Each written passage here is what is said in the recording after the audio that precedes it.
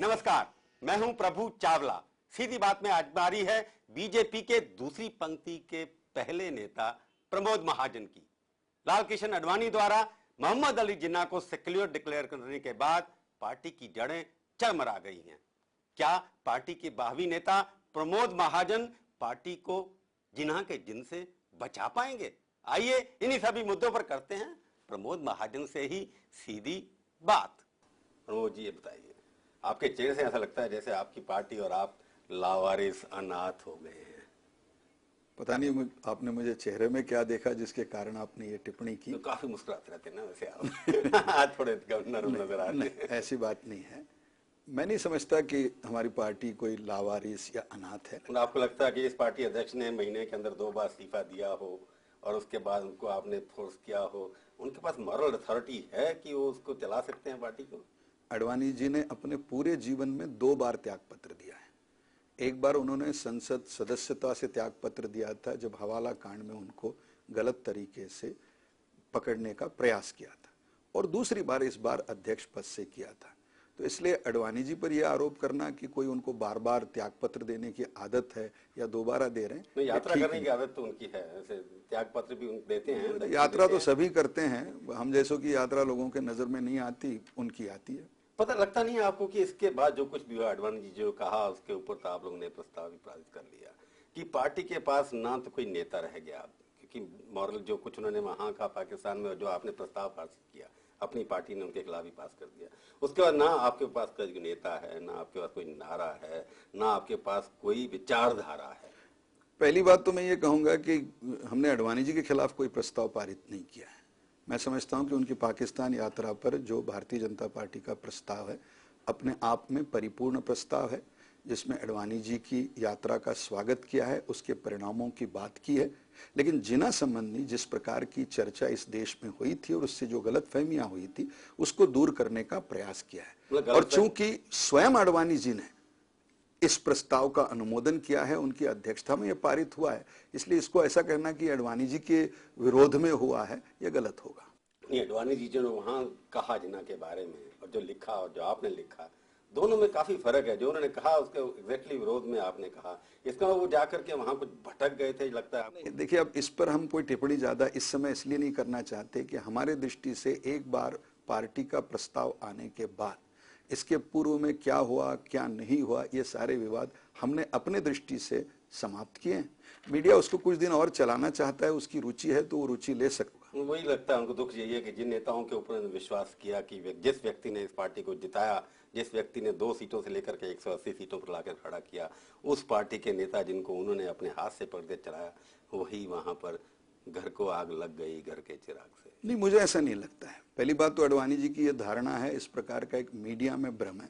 आडवाणी जी ने किसी प्रकार इसको प्रकट नहीं किया है। मैं तो बरसों से ये कहते आ रहा हूं कि जैसे सक्सेस आपको लिखना है तो आप में उसमें यू की आवश्यकता होती है, और हमारे लिए कम से कम आज तक और वो जो हैं तब तक ये जो यू है वो अटल आडवाणी है। आज तक आरएसएस की शाखा में जिन्ना और पाकिस्तान का लाभ लेकर के आप जिंदा रहे हैं। आज आपके नेता ने किसी ने कह दिया कि एक पार्टी हमारी जो है उसको सेक्युलर मानती है, जब मैं मानता हूं, तो लगता नहीं कि पार्टी की विचारधारा भटक गई है, आप लोग भटक गए? बिल्कुल नहीं भटक गई है। जिस प्रस्ताव का आप बार बार उल्लेख कर रहे हैं उस प्रस्ताव में हमने कहा है कि हम जिन्ना को द्विराष्ट्र सिद्धांत का जनक मानते हैं। हम जिन्ना को हिंदुस्तान तोड़ने का, उन पर अगर कोई श्रेय है उनका, तो हिंदुस्तान तोड़ने का पाप उन्होंने किया, ये हम मानते हैं। हम मानते हैं कि उनकी इच्छा भले कुछ भी हो और कहीं कुछ भाषण उन्होंने किया हो, लेकिन जिस देश का उन्होंने निर्माण किया वो देश इस्लामिक है। वो सेक्युलर था नहीं, मेरे दृष्टि से व्यक्ति क्या था और उसके व्यक्तिगत जीवन में महत्वपूर्ण नहीं है। जब हम इतिहास में 50-60 साल के बाद किसी का विश्लेषण करते हैं कि उसके परिणाम स्वरूप जिस प्रकार का देश उसने खड़ा किया, वो देश ये अपने आप को इस्लामिक देश मानता है। उस देश में जब बंटवारा हुआ तो 23% हिंदू थे, आज वहां 0.3% हिंदू नहीं है। प्रमोद महाजन का व्यक्तिगत ओपिनियन क्या है कि पहली बात तो आडवाणी जी ने कभी भी जिन्ना को इस यात्रा में कहीं भी सेक्युलर नहीं कहा, और जहां तक मेरा अपना व्यक्तिगत रहा है, जिन्ना सेक्युलर नहीं है, मैं पढ़ देता, जिन्ना लिखा उसके नहीं, ऊपर वो पढ़ दीजिए। जिन्ना सेक्युलर कभी ये नहीं, respect to that great leader. नहीं, वो बात अलग है। देखिए, आप किसी देश में जाते हो और उस देश के प्रमुख के मजार पर आप पहुंचते हो तो आप वहां जाके पुराने झगड़े, I don't pay respect to him, मैं तो इसका द्वेष, ऐसे तो वहां लिख नहीं सकते। उसके डिबेट, क्योंकि जो उससे पहले उन्होंने लिखा कि वो सेक्युलर थे, हिंदू यूनिटी की बात, जैसे मैंने कहा कि उन्होंने सेक्युलर हिंदू यूनिटी की बात की है, हिंदू मुस्लिम यूनिटी के लिए लड़ा हो। जैसे मैंने कहा ना कि उन्होंने सेक्युलर कहा नहीं, देश में सेक्युलर कहा, यह भ्रम हुआ, जिस भ्रम को आडवाणी जी ही द्वारा उनके उपस्थिति में जो प्रस्ताव पारित हुआ, उस प्रस्ताव में हमने इस भ्रम को दूर किया। और भारतीय जनता पार्टी का यह स्पष्ट कहना है कि जीना सेक्युलर नहीं थे। वो व्यक्तिगत जीवन में क्या करते थे, या पाकिस्तान बनने के पहले 25 और 30 साल पहले उन्होंने क्या कहा था, या एक आध भाषण में उन्होंने क्या कहा था, यह महत्वपूर्ण नहीं है। जीना के राजनीति के परिणाम के रूप में देश का विभाजन हुआ, लाखों लोगों का कत्ल हुआ, करोड़ों लोग विस्थापित हुए, और इस पाप से जीना को कभी भी कोई भी मुक्त नहीं कर सकता, और भारतीय जनता पार्टी ने भी इस पाप से उन्हें मुक्त नहीं किया। तो आपके फिर इसका सेकंड लीडरशिप, जो आपकी सेकंड रंग लीडरशिप है, उसका व्यू पॉइंट लगता है जो बदलती दिशा है, जो आजकल की, जिस तरह के लोग कहते हैं कि हिंदुस्तान और पाकिस्तान के लोगों में आपस में मित्रता होनी चाहिए, उसके प्रति जो कुछ होना चाहिए, जो माहौल बन रहा है, तो आप उस माहौल के बिल्कुल खिलाफ जा रहे हैं। नहीं, देखिए, अगर ये जीना का विवाद जिस प्रकार मीडिया ने उछाला नहीं होता तो 57 साल के बाद भारतीय जनता पार्टी के दूसरे पंक्ति के नेता जीना के नेतृत्व का विश्लेषण नहीं करते। हम कोई इतिहासकर्ता, हिस्टोरियन थोड़े हैं कि उसका विश्लेषण करें। हम भी चाहते हैं कि पाकिस्तान के साथ दोस्ती बने, हम भी चाहते हैं कि हम 2005 में रह रहे हैं, हम 1947 या 45 में जो हुआ उसको भूल नहीं सकते, उससे सबक ले सकते हैं। लेकिन उसके साथ साथ हम भारतीय जनता पार्टी हो या दूसरे पंक्ति के नेता हो, हम पाकिस्तान से अच्छे संबंध चाहते हैं, दोस्ती चाहते हैं। लेकिन दोस्ती चाहते समय हम ये भूल नहीं सकते, पुलवामा में जो हुआ उसे हम भूल नहीं सकते। आज कांग्रेस का एक मंत्री कश्मीर का, आजाद कश्मीर की बात करता है, ये नहीं भूल सकते। यासीन मलिक ने पाकिस्तान में जाकर यह कह दिया कि उनका जो सूचना प्रसारण मंत्री है उसने कैंप चलाए दिए, ये भी भूल नहीं सकते। हम ये भी भूल नहीं सकते कि हुर्रियत के नेता बिना पासपोर्ट के पाकिस्तान चले गए थे।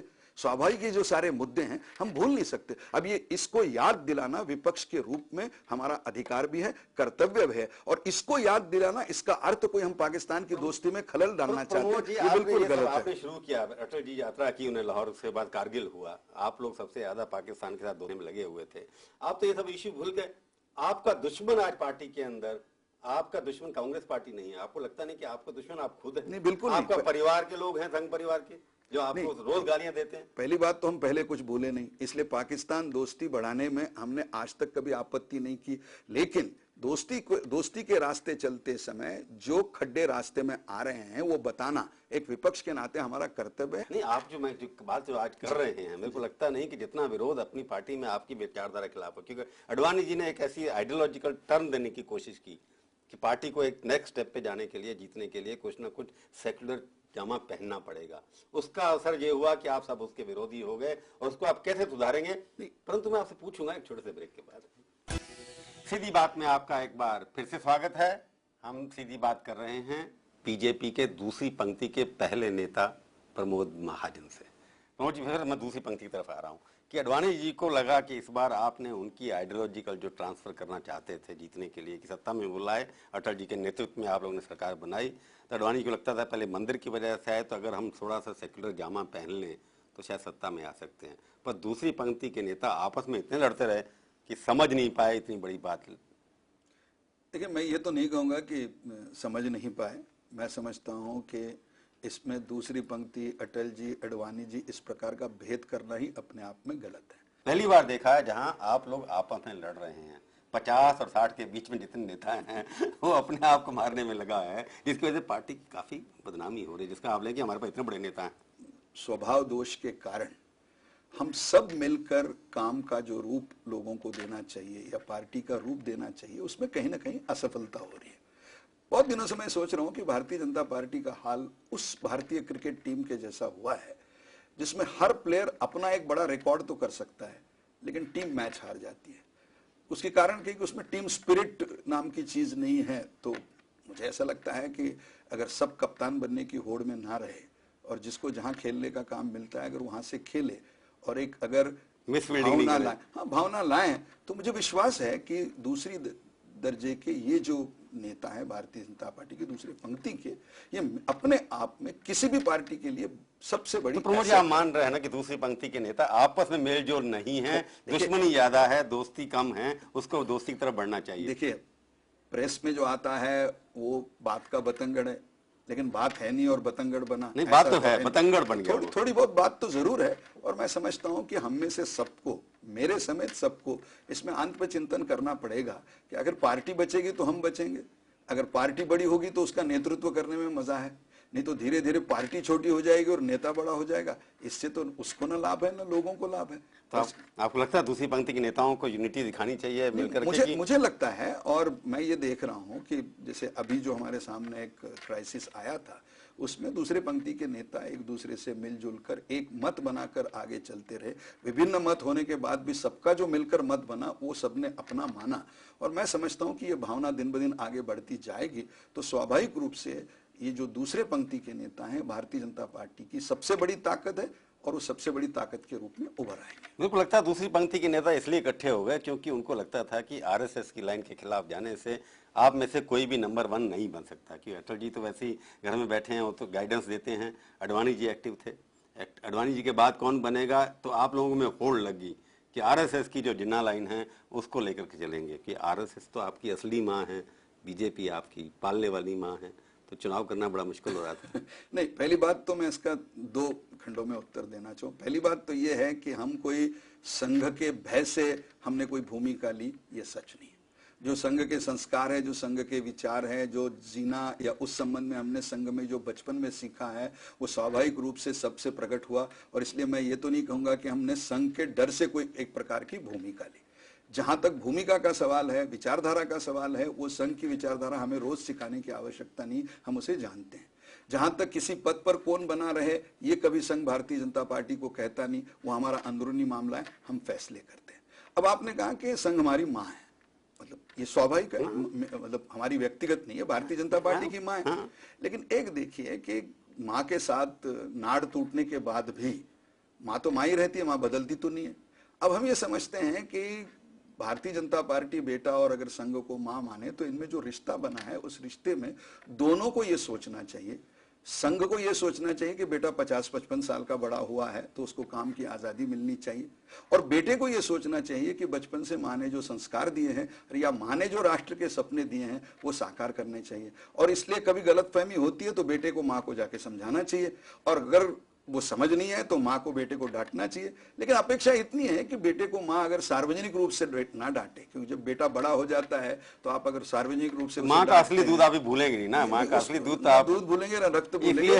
लेकिन हमारी माँ से इतनी प्रार्थना होगी कि भाई डांटना है तो घर में बुला के डांटो, सार्वजनिक रूप से डांटने से सुधरने की जगह मामला कभी कभी बिगड़ जाता है। बीएचपी के लोग वो भी संघ परिवार से आपके आए हैं, वो काफी इस तरह की भाषाओं का प्रयोग करते हैं, कई बार वैश्या बोल देते हैं पॉलिटिशियंस के आपके लोग, तो लगता नहीं है कि आपको उसके अंदर बेटे, आपने कहा 55 साल 56 साल के हो गए, उसके बाद अगर माँ से इतनी डांट पड़े तो कई बार तो लगता है कि आप घर में रिटायर हो जाओ या माँ को छोड़ दो। नहीं, ऐसे तो कभी लगता ही नहीं, और माँ को छोड़ने से माँ तो माँ ही रह जाती है, उसको छोड़ेगा कौन। लेकिन तो मॉडर्न बेटे छोड़ देते हैं ना, जैसे आप लोग ने अडवाणी को छोड़ दिया। उससे बदलती नहीं है, उससे तो बदलती नहीं। लेकिन मेरा ये कहना है कि इसमें एक तो आपने कहा, इसलिए मैं कह दूं कि किसी ने राजनेताओं को वैश्या नहीं कहा है। सुदर्शन जी ने राजनीति से संघ अलग क्यों है इसका वर्णन करते समय ये कहा था कि नृप नीति वारांगना समान। ये कोई सुदर्शन जी ने नहीं लिखा है, ये पुराणों में कहा गया है। आर्य चाणक्य ने कहा है कि नृप नीति मतलब राजनीति ये वारांगना समान रूप बदलती रहती है। इसमें किसी नेता को उन्होंने कहा और अडवाणी जी को कहा, ये फिर मीडिया ने अपनी गलतफहमी फैला दी, वो क्योंकि बेचारे संस्कृत में बोले, यहाँ तो हिंदी नहीं समझते तो संस्कृत कहाँ से समझते। रही विश्व हिंदू परिषद की बात, देखिए विश्व हिंदू परिषद एक हमारा सहयोगी संगठन है। राम जन्म स्थान पर मंदिर न बनने से उनके मन में असंतोष होना, क्रोध होना, कभी वो प्रकट होना स्वाभाविक है। अगर कोई चीज भारतीय जनता पार्टी की उन्हें पसंद नहीं आती है तो अपना मत व्यक्त कर सकते हैं, उनकी आजादी है, सुनना न सुनना हमारी आजादी है। लेकिन हम विश्व हिंदू परिषद से इतनी ही अपेक्षा करते हैं कि वो भाषा का जो प्रयोग करे वो असंस्कृत न हो, असभ्य ना हो, अभद्र ना हो। अगर वो अभद्र, असंस्कृत और असभ्य भाषा का उपयोग ना करे, वो जो हमेशा दुर्वास ऋषि के रूप में रहते हैं उसकी जगह अगर वो वशिष्ठ रूपी के रूप में आ जाएं तो ज्यादा लाभ हमारे परिवार को हो सकता है। और वो ये भी ध्यान रखे कि अंततो गत्वा भारतीय जनता पार्टी पर अभद्र आलोचना करने से आखिर फायदा किसका होता है। दूसरी हमारी विश्व हिंदू परिषद से अपेक्षा होगी कि हमारा अध्यक्ष कौन हो, वो कब हो, कैसे हो। जैसे हम तो कभी सार्वजनिक रूप से तो छोड़िए, हम घर में जाके भी नहीं कहते कि उनका अध्यक्ष कैसा हो, उनका अंतर्राष्ट्रीय अध्यक्ष कैसा हो। आपको वो क्यों कहें? आपके संघ परिवार है, उसके अंदर आपके दुश्मन तो वही लोग हैं। बाहर से तो अटैक कम हो रहा है आज के ऊपर। नहीं देखिए, मैं इसको दुश्मन तो नहीं कहूंगा, मतभेद है, ये मैं कह सकता हूँ, भाई भाई में मतभेद होता है। ये संघ परिवार के जो लोग हैं, आपके बीजेपी संघ का पीछा छोड़ क्यों नहीं देते? आप डिसोन क्यों नहीं कर देते? अब सवाल है कि माँ को मैं डिसोन करूं या न करूं, माँ तो माँ ही रहती है। दूसरी दर्जे के नेता जो हैं ये कह रहे हैं कि जो माँ ने हमारे को, जो आरएसएस हमारी जो विचारधारा की माँ है, जो संस्कार उसने डाले हैं, उससे आपकी पार्टी कभी अलग नहीं होगी। उसी से कभी अलग हो नहीं सकती, ना विचारधारा से हो सकती है, ना संस्कार से हो सकती है, ना सपनों से हो सकती है। उसको प्रकट करना, उसको अमली जामा पहनाना, उसका क्रियान्वयन करना, ये भारतीय जनता पार्टी का काम है। ये प्रमोद महाजन मॉडर्न लैंग्वेज जो बोल रहे हैं, क्या मतलब इसको आपको लगता है कि प्रमोद महाजन का भविष्य इसी के साथ जुड़ा हुआ है कि थोड़ी सी आगे की बात करो, कॉम्प्रोमाइज की बात करो? प्रमोद महाजन जो हैं थोड़े लिबरल आदमी हैं, सेकुलर आदमी हैं, इससे कोई फायदा होगा आपको क्या? देखिए, मैं तो आपका भविष्य कोई अच्छा होगा इससे? देखिए, मैं व्यक्तिगत अपने भविष्य के बारे में इतना नहीं सोचता हूँ जितना मानवीय स्वभाव है। आदमी तो हमेशा सोचता है कि इस कार्यक्रम के बाद मैं कहाँ जाऊंगा, कार्यक्रम अच्छा हुआ, बुरा एम्बिशन हुआ। नहीं है आपके लाइफ में कोई? नहीं, उस प्रकार की नहीं है। मैं तो ये जरूर चाहूंगा, जैसे मैंने कहा कि एक व्यक्ति के जीवन में जो थोड़ी बहुत महत्वाकांक्षा होती है, उसको छोड़कर कोई बड़ी महत्वाकांक्षा और उसके लिए सारा खेल है, ऐसा नहीं मानता। अडवाणी जी का थोड़ा कमजोर होने से लगता नहीं प्रमोद महाजन को एक मौका मिल गया मजबूत बनने का, अपनी छवि सुधारने का, एक्सेप्टेबिलिटी बढ़ाने का? इसका प्रयोग आप कैसे करेंगे? मैं तो समझ नहीं, बाप कमजोर होने से बेटा शक्तिशाली कैसा होता है, ये मेरे को आज तक समझ में नहीं आया। या कप्तान कमजोर होने से खिलाड़ी कैसा शक्तिशाली होता है, ये आज तक मुझे समझ तो आपने कह दिया सारे कप्तान बनना चाहते हैं, तो क्या करोगे? सारे बनना चाहते हैं, बात अलग है। देखो, हर एक आदमी को आपने देखा होगा ना, सहवाग अभी अभी आया, फिर भी उसने कहा कि मुझे कप्तान बनना है। तो थोड़ी बहुत इच्छा किसी के मन में आई होगी तो उसकी अपनी इच्छा है। आप हमारे स्टूडियो में आए, बहुत बहुत धन्यवाद।